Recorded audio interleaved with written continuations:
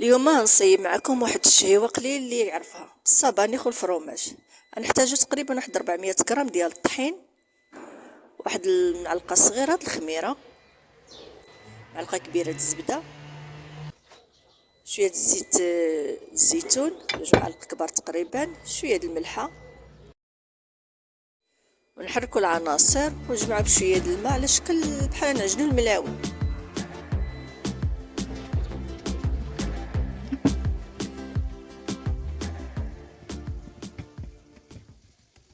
صافي نغطيوها ونخليوها واحد 10 دقائق ترخي راسها. انا كنجيب واحد القدر ديال السبانخ لي زيبيناغ، كنغسلوهم مزيان ونطحنوهم، مطحنوهمش بزاف، بحال كنهشيوهم.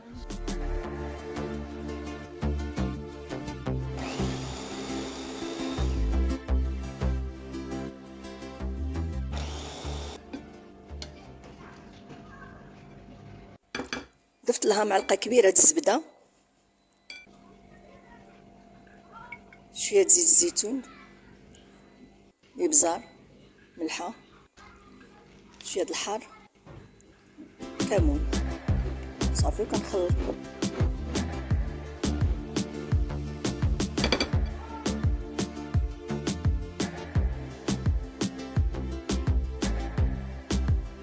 صافي غادي نطلق داك العجينه كامله، وغادي نديرها بحال شكل ملويه. نتوما كملوا معايا وانتم غادي تلاحظوا شنو كماله ملويه واقفه على رجليها.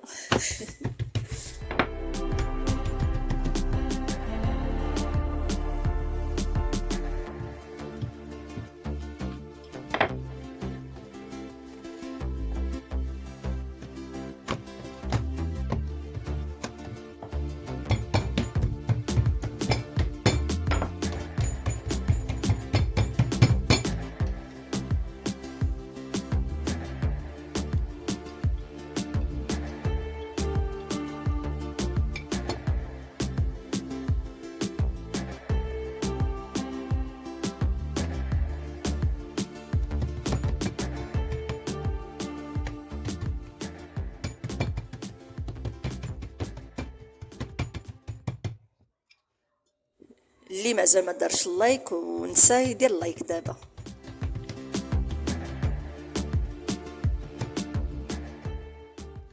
صافي نغطيوها ونخليوها ترخي راسها واحد 10 دقائق.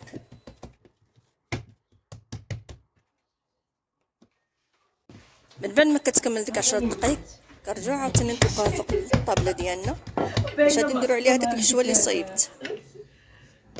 هيك الحاجات باش لما نسجل لك شات الصوص ديالك ما رانيش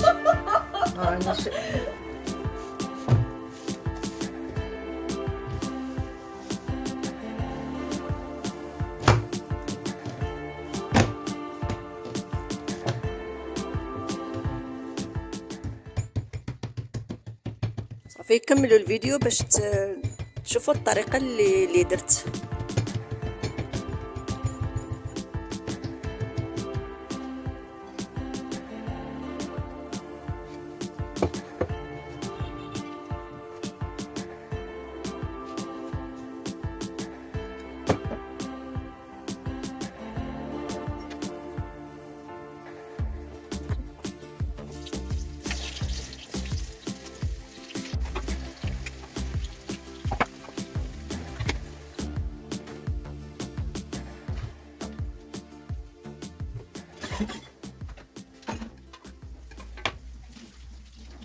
من بعد ما درت داك الحشوه قطعتهم كاريات، وكندير كارو فوق كارو باش نصطفهم في لاطا اللي عندي، وكل واحد يدير على حسب لاطا اللي عنده الكارويات، الحجم ديال الكارويات. هما ما يكونوش منين نديروهم في داك لاطا ما يكونوش يعني متزاحمين، لحقاش مازال هادو يزيدوا يخمروا مازال هادو يدخلوا الفران. نغطيوهم نخليها تخمر واحد نص ساعه تقريبا، وعلى حساب الجو، كاين اللي قل كاين اللي كتر.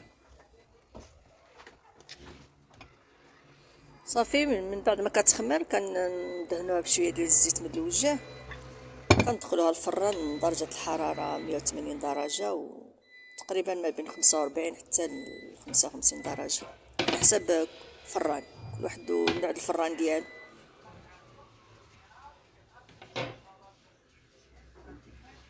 وصافي، ومن بعد ما كطيب هانتوما كي كتجي يا سلام، ما شهيتكم فيها في الصراحة الله. وبالصحة والراحة، وما تنساونيش باللايكات دائما كي وعدكم كما انا عرفت كنلحي لكم، ما تنسونيش بارطاج لايكات. اللي ما عمرو اول مره كيدخل القناه ديالي وكيشوف هذا الفيديو يعمل اشتراك، وشكرا بزاف وبزاف.